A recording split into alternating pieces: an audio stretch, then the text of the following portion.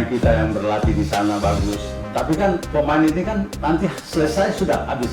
Tapi kalau pelatih, dia bisa pulang ilmu yang dia dapat, bisa dia kembangkan lagi. Akhirnya kita bisa dapat pemain lebih banyak lagi. Nah, ini memang PSSI harus perhatikan. Bisa usul juga ke Dr. Select bersama. Jangan cuma pemain aja, tapi tolong pelatih juga. Salam olahraga. Jumpa lagi dengan saya, Amin Negara, wartawan olahraga senior. Hari ini saya kedatangan sahabat saya sejak masih di SMA, Saudara Ruli Nere. Dulu Ruli Nere adalah siswa Arsis Arna Siswa di Salemba, sekolahnya. Saya SMA Negeri 7. Kemudian kami bertemu di medan yang sesungguhnya, yaitu di kancah sepak bola nasional. Jangan lupa subscribe, like and subscribe agar channel ini bisa berkembang lebih baik lagi. Semoga perbincangan saya dengan Saudara Ruli Nere dapat bermanfaat bagi kita semua. Tapi sebelum saya lanjutkan, saya buka dulu masker saya, karena ini adalah protokol yang harus kita patuhi. Selamat menyaksikan.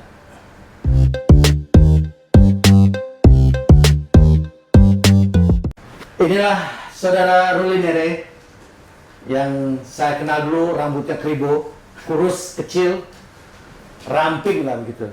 Ya. Kami ketemu di Liga Sepak Bola, bukan Liga, dulu belum Liga lah istilahnya, ya. Kita di ulang tahun Jakarta ada turnamen, di ulang tahun kemerdekaan bulan Juni, bulan Agustus ada ulang tahun kemerdekaan Republik Indonesia, ada turnamen juga. Dan kami berkali-kali ketemu di lapangan, bahkan dengan Dede Sulaiman, Aun Harhara, ya, beliau di sekolah yang lain begitu, sekolah yang berbeda. Hari ini kita akan bahas tentang perbedaan pemain-pemain dulu dengan pemain-pemain sekarang. Jadi santai Bung Ruli, jangan tegang. Bung Ruli agak tegang. Apa perbedaan yang paling fundamental yang menurut Bung Ruli pemain-pemain dulu dengan pemain-pemain sekarang? Silakan. Oke, terima kasih, brother, saya panggil brother, ya, Pak Negara. Perbedaan yang saya rasakan, yang saya alami, karena saya berasal dari jauh dari Papua. Yang saya lebih pahami yaitu perbedaannya, kita dulu itu melalui proses. Berproses, kenapa begitu? Karena saya harus dari kampung dulu. Dari kampung saya harus ke kota. Dari kota baru saya harus ke Jakarta. Jadi itu melalui proses. Disinilah dibentuknya karakter kita. Jadi kita melalui beberapa tahapan. Akhirnya kita bisa jadi pemain nasional. Itu kan karena proses itu yang tadi saya katakan. Beda dengan bilang sekarang.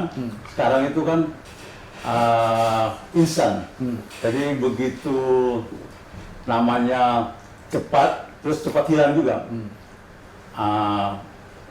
Bisa saya katakan lagi, saya dari keluar kampung main ke perserikatan, dari perserikatan terus tim nasional, itu bisa bertahan lama. Ini diri saya. Beda dengan sekarang, di daerah mereka lihat yang bagus langsung ke nasional, begitu tampil tidak begitu lama terus hilang. Jadi itu yang saya bilang tadi, katakan perbedaannya pemain dulu dan sekarang itu di apa ya, karakternya. Dulu, kalau dulu nih ya, kita sama-sama, saya kebetulan karena bakat saya pas-pasan, jadi saya bakatnya jadi wartawan, saya jadi wartawan akhirnya. Kalau Ruli bakatnya luar biasa, memang waktu ke Jakarta juga sebetulnya sudah main di Persipura, gitu, sehingga kebetulan aja kita sama-sama di turnamen-turnamen pelajar begitu ya. Dulu itu kalau kita bilang dulu dengan proses, apakah pemain-pemain sekarang tidak ada prosesnya gitu? Kan perasaan menurut saya, kayak Bagas, ya kan, kayak Egy, kan juga berproses tuh, ya kan. Bahkan sekarang menurut saya pemain sekarang jauh lebih beruntung nih bisa bermain di luar negeri, meskipun ya katakanlah negaranya bukan negara-negara yang sungguh-sungguh memiliki tradisi sepak bola yang baik, tetapi paling tidak kebiasaan atau paling tidak bisa membantu pemain-pemain kita yang sekarang ini lebih bergaul dengan orang asing. Nah, di zaman dulu kan sangat jarang nih kemungkinan bergaul dengan orang asing itu kan, waduh, jauh betul gitu. Nah, apakah proses yang dilakukan oleh Bagas, oleh Egy, oleh Witan, oleh siapa yang main di Korea nih? Ya itulah ya. Apakah mereka ini nggak berproses seperti Bung Ruli atau bagaimana begitu? Ya, kalau saya bilang, menurut saya, penglihatan saya, mereka tidak seperti kita bersayap, karena kita kan betul-betul kan mau masuk aja, misalnya mau masuk ke Persipura aja itu susah sekali, apalagi bisa masuk ke situ. Terus kemudian kita bilang ke tim nasional, itu lebih susah lagi gitu. Kalau mereka ini, saya bilang begitu gampang, mudah, karena kualitas dia. Tapi sekarang tergantung dari dia juga, tergantung dari dia. Apakah dia mampu atau tidak? Jadi saya kira ini semua tergantung dari individu dari pemain tersebut. Yeah. Mereka ini punya kesempatan sekarang, dengan zaman sekarang mereka bisa belajar sendiri. Kalau dulu kan kita harus diajarin. Yeah. Kalau sekarang kan mereka bisa belajar sendiri, buka di internet langsung mau latihan passing, mau latihan apa, semua udah ada tersedia. Jadi sekarang semuanya ini kan tergantung dari individu dari pemain itu ya. Oke. Lalu yang berikutnya Bung Ruli, kalau kita Bung Ruli pernah berlatih di PSSI Binatama di Brasil ya. Kan itu saya suka atau tidak suka mengatakan bahwa itu produk politik gitu. Itu bukan produk sepak bola secara utuh. Nah, kenapa demikian? Karena kita tahu pada masa itu ada kasus Timur Timur tahun 74-75, kemudian 78 ya, yang 78-79 langsung mengirim Ruli CS dan kawan-kawan pergi ke Brazil ya. Sementara sekarang kita bersyukur nih ya, ada ya let's say lah saya katakan jarum yang sudah hengkang dari bulu tangkis, kemudian konsentrasi di sepak bola, membuat Garuda apa namanya? Garuda Select berlatih di Inggris. Nah, menurut Bung Ruli, apakah Garuda Select ini punya manfaat yang besar terhadap perkembangan sepak bola kita ke depannya atau bagaimana?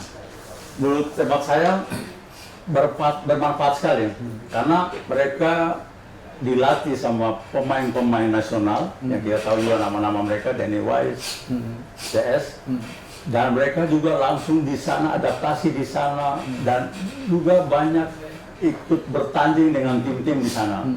Di samping itu juga mereka di sini saya lihat cara gizinya diperhatikan, terus bahasa Inggrisnya itu beda dengan saya waktu di Brasil. Kita di sana cuma dilatih apa yang dikatakan sama brother, mereka memang kita di sana latihan aja dulu ya, cuma latihan aja. Jadi kan masyarakat sini kan tidak tahu. Nah, beda dengan mereka, ini betul-betul terprogramkan. Jadi untuk pemain-pemain muda ini mereka punya kesempatan. Jadi tunjukkan kualitas mereka, nanti akan yang terbaik akan diambil dan dikirim ke sana dilatih. Kita bisa lihat sekarang Bagas bisa main di Belanda, ya. Juga ada beberapa pemain yang sekarang mereka bisa uji coba juga dengan beberapa klub-klub yang terkenal di sana. Ini kan yang penting kan mereka bisa bertanding, apalagi mereka di usia muda ini, beda dengan kita dulu. Usia muda mereka ini lawan dengan pemain-pemain nasional, pemain-pemain klub-klub yang terkenal. Kalau kita kan dulu saya di Brasil, saya kan cuma lawan bukan klub, itu kumpulan orang-orang aja ya gitu. Ya, jadi kalau kita boleh simpulkan sesaat ini tentang Garuda Select, saya kira kita membutuhkan metodologi yang diterapkan oleh Garuda Select ini ya, dengan mengirim pemain-pemain. Tentu saja mereka di sini diseleksi dengan baik gitu. Bahkan saya dengar juga yang meleksi langsung Dennis Wise ya, kemudian dibawa dia ke Inggris dan dia beradaptasi dengan sepak bola Inggris. Paling tidak kebiasaan-kebiasaan sepak bola Inggris ya diadaptasi oleh mereka. Jadi kalau sekarang mereka belum berhasil, harus dimaklumi karena ini juga belum lama ya. Tetapi apabila Jarum ini nggak bosan, mudah-mudahan nggak bosan ya, seperti dengan bulu tangkis kan Jarum berpuluh tahun mereka ya, mudah-mudahan dengan sepak bola bisa juga berpuluh tahun sehingga nanti pada akhirnya menghasilkan bintang-bintang. Tapi paling tidak kita melihat ada Bagas yang menurut saya paling menonjol dari semua pemain. Saya mungkin keliru ya, tetapi bagi saya suka sekali dengan Bagas karena tipologi calon bintang itu udah kelihatan. Orangnya acuh gitu kan, semaunya, itu kan tipologi ikon tuh gitu nantinya tuh ya. Emang orang yang semaunya gitu. Tapi, nah saya berharap dengan kondisi ini maka banyak nih pihak-pihak seperti Jarum yang mau sponsoring yang seperti, karena bakat pemain-pemain kita sangat luar biasa. Menurut Bung Ruli bagaimana sebetulnya bakat-bakat kita khususnya di Papua gitu? Ya, saya lihat Garuda Select ini bagus. Kita bisa lihat apa dikatakan sama Brother, memang di Papua itu banyak sekali. Kita juga bisa lihat sekarang striker yang ada di tim nasional yang dari Persija sekarang itu lupa namanya. Itu juga dari sana juga, dari Garuda Select itu juga menonjol. Dari yang saya mohon untuk PSSI dan Jarum kalau bisa mereka langsung terjun ke Papua, nyari pemain di sana. Kalau kita cuma tunggu itu susah, karena di Papua itu kita harus datang sendiri. Kita bisa lihat bagaimana waktu Primavera, Pandirwan Bakri waktu itu, terus saya Romano Mater, Rahim Sukasa langsung ke Papua. Kita di sana langsung ambil pemain-pemainnya, bisa dapat. Saya minta juga kalau bisa sama seperti apa yang dilakukan dengan Pandirwan Bakri. Jarum ke sana bekerjasama dengan PSSI, lihat sendiri pemainnya, karena terus terang di Papua itu banyak sekali pemain-pemain. Tapi itu yang saya katakan, di Papua itu gampang-gampang susah gitu. Kita lihat banyak tapi tidak ada yang muncul. Tapi kalau kita sendiri yang ke sana, kita lihat sendiri pasti banyak. Nah, ini yang mungkin agak beda saya lihat pemain-pemain di daerah lain dengan di Papua. Nah sekarang begini Bung Ruli, ini kalau untuk meningkatkan pemain ini kita udah jelas nih punya Garuda Select, mudah-mudahan ada Garuda Select 1, 2, 3, 4 sampai berapalah banyaknya, sehingga banyak sekali pemain-pemain kita yang bisa beradaptasi di luar negeri gitu. Kan kita tadi sudah membahas bahwa kalau zaman dulu kan sebenarnya pemain penguasaan bahasa asing juga sangat rendah, bergaul dengan orang asing juga rendah, akibatnya ketemu orang asing minder kan itu. Nah sementara sekarang mereka udah equal nih dengan orang, dia ngomong ngerti dia ngomong gitu kan. Nah kalau dulu kan nggak bisa kita. Nah ini satu. Lalu yang berikutnya, pentingkah Garuda Select ini juga memikirkan pelatih-pelatih? Jadi sepanjang yang saya tahu hingga hari ini pemerintah Belanda belum memutuskan nih G2G-nya dengan pemerintah Indonesia ya. Jadi kalau saya nggak salah dari zaman dulu saya di lapangan, kita di lapangan, ada peran pemerintah Belanda untuk membantu pelatih-pelatih Indonesia. Jadi dia gratis dikirim, hanya saja pada masa itu ya, yang dikirim turu-turu teman-temannya aja. Nah sekarang kan nggak boleh lagi begitu. Nah apakah masih ada itu G2G government Belanda dengan Indonesia tentang terkait dengan pembinaan pelatih, penambahan ilmu pelatih dengan kursus di sana? Kalau nggak salah kursusnya tuh 3-6 bulan, dan pelatih-pelatih yang dikirim itu harusnya pelatih-pelatih yang berkelas, tetapi seperti tadi saya katakan pelatih-pelatih yang dikirim alhamdulillah teman-temannya aja, akibatnya nggak ada nih yang kita nikmati seperti sekarang. Nah dengan kondisi sekarang apakah G2G pemerintah Belanda itu masih ada? Kalau masih ada tolong PSSI telusuri sehingga ini bisa menjadi bagian terpenting bagi pengembangan pelatih-pelatih kita. Atau kalau misalnya tidak ada, ya Garuda Select jangan mikirin pemain aja nih, karena pemain ini nanti kembali lagi ke tanah air. Dan di tanah air nggak ada nih. Kita nanti pelatih-pelatih kita asing semua nih di klub. Kalau asing semua di klub, nggak ketemu nih karakter bangsanya gitu loh. Nah, tolonglah juga nih Garuda Select berpikir tentang pelatih. Jadi mungkin kemana nih yang mau dikirimnya pelatih ini? Mungkin 1 tahun berapa pelatih yang dikirim? Tentu saja bekerja sama dengan APSI ya, PSSI tentu saja dengan APSI, kemudian berembuk dan mengirim pelatih-pelatih untuk. Menurut Bung Ruli bagaimana itu program? Ya, saya setuju sekali apa yang dikatakan Brother, bahwa kita memang benar ada pemain kita yang berlatih di sana bagus. Tapi kan pemain ini kan nanti selesai sudah habis. Tapi kalau pelatih, dia bisa pulang ilmu yang dia dapat, bisa dia kembangkan lagi. Akhirnya kita bisa dapat pemain lebih banyak lagi. Nah, ini memang PSSI harus perhatikan. Bisa usul juga ke Garuda Select bersama. Jangan cuma pemain aja, tapi tolong pelatih juga. Saya setuju sekali. Dan itu benar juga apa yang dikatakan oleh Brother. Mudah-mudahan kerjasama ini dengan Belanda ini masih berjalan. Kalau masih berjalan, tolong PSSI, tolong bisa lagi digali lagi, diaktifkan lagi. Karena sekarang kan kita udah punya organisasi kepelatihan, APSI. Kita ada ketuanya. Jadi dengan adanya ini, APSI ini kan gampang. Sebelumnya itu kan karena tidak ada, akhirnya comot-comot saudara teman. Akhirnya saya kira harus diperhatikan. Nah, sekarang untuk kan kita tahu nih ya, semua pemain harus melalui proses. Itu kita sepakat untuk itu. Lalu yang kedua, setiap klub peserta Liga Indonesia, kita Liga 1 ya. Dulu kan mungkin belum reminding aja bahwa kompetisi pertama di Republik ini adalah Galatama namanya. Nasional ya, nasional. Kalau kompetisi lokal ya, dulu namanya Pengda, Komda, Pengda, kemudian jadi Asprof. Nah, di amatir itu mereka punya kompetisi masing-masing. Tetapi nasional kita punya perserikatan, bukan kompetisi. Jadi jangan salah, perserikatan itu bukan kompetisi. Meskipun labelnya kompetisi, mereka pelaksanaannya tidak kompetisi, tapi turnamen. Dan mereka melaksanakannya per 2 tahun sekali. Jadi bukan setiap tahun.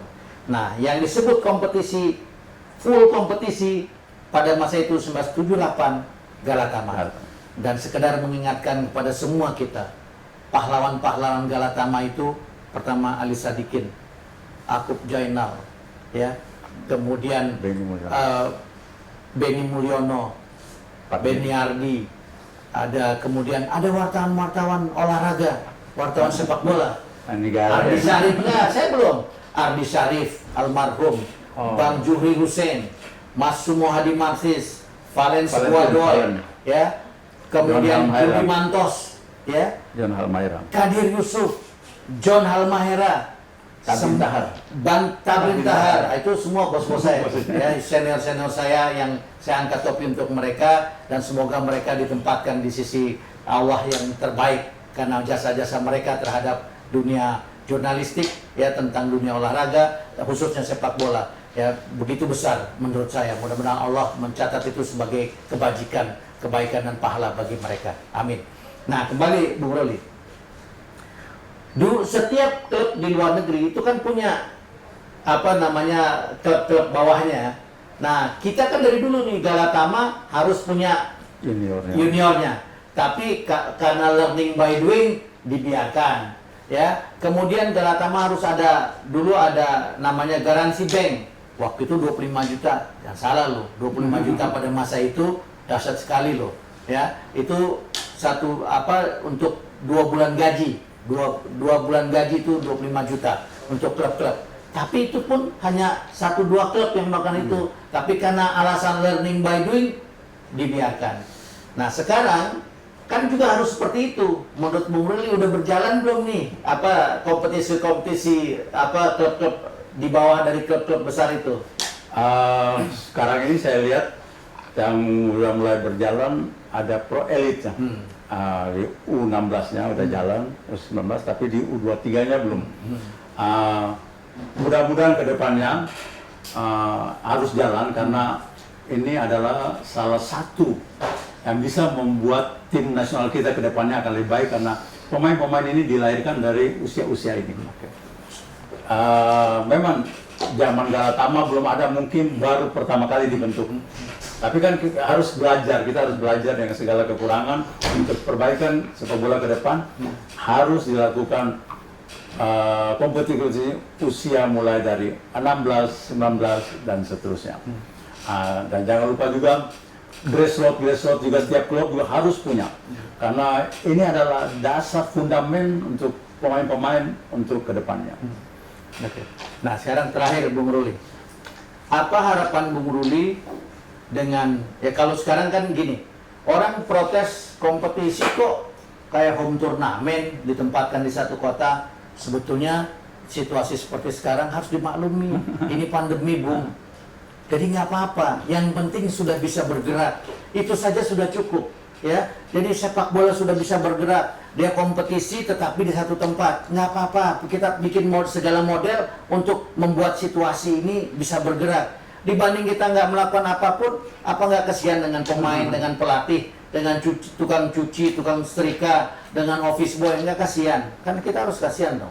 Dan supporter ya bisa menikmati lewat siaran-siaran televisi. Kalau nonton bareng juga saya pikir masih harus ditunda dulu karena masalah pandemi. Ya, jadi nggak apa-apa lah, kita maklumi karena ini situasi pandemi dan Indonesia termasuk juga cukup tinggi. Jadi jangan sampai ini jadi klaster-klaster baru. Jadi apa yang dilakukan oleh PSSI ya tentu saja dengan bantuan dari Kemenpora, khususnya dari Pak Zainuddin Amali, ini harus disikapi dengan positif ya.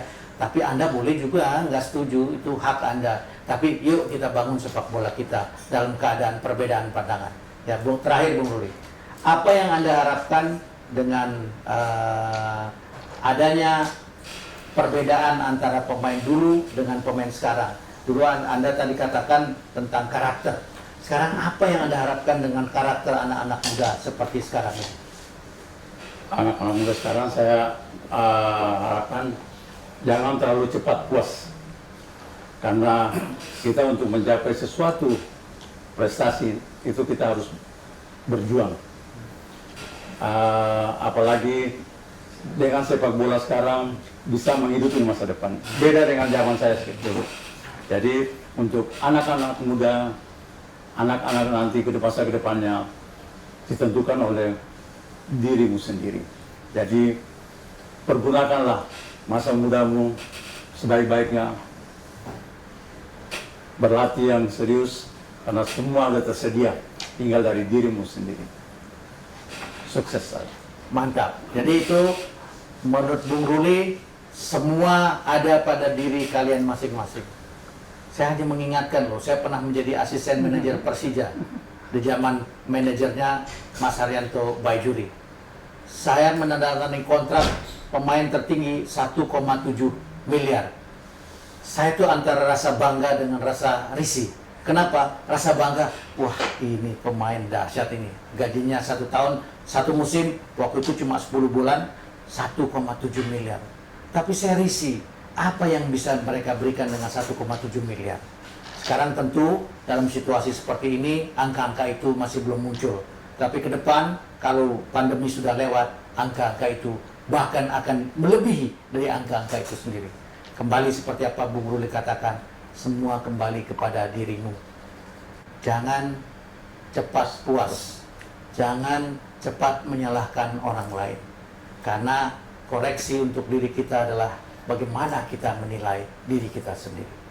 Terima kasih atas perhatian teman-teman semua. Semoga channel ini bisa terus berkembang dan semoga perbincangan saya dengan Bung Ruli dapat bermanfaat bagi kita semua.